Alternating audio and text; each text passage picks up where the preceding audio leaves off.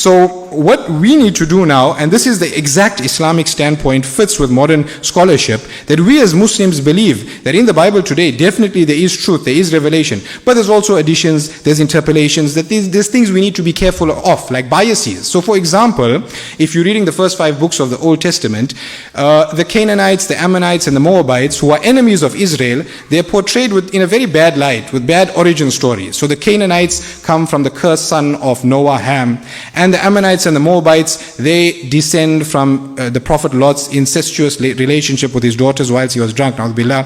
And it's not a coincidence that the enemies of the Israelites, in a book written by the Israelites, are portrayed as having an evil origin story, right? Similarly, when we go to the Gospels, and Rudolph was talking about some of the prophecies there is intent, there is biases. These are natural in every single human being. But we need to be aware of that when we're reading the Old Testament and when we're reading the Gospel. So let's go on to the first point of conflict that I mentioned. What do the prophets teach about monotheism? Is it such that when we go through the Old Testament or we go through the teachings of Jesus, we find a triune Godhead, we find the incarnation of one of the persons of the Trinity as an angel or as a human being? Do we find that?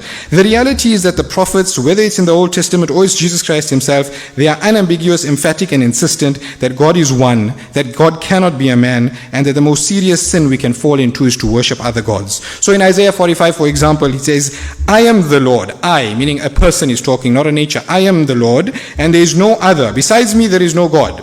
In Numbers chapter 23, verse number 19, for God is not a man that he should lie. Hosea, I am God and not a man. Right? Jesus too, when we look at all of his teachings, he teaches us, he calls himself a prophet. His disciples call him a prophet. He says that he doesn't know the last hour. He differentiates himself from the one true God in John 17:3.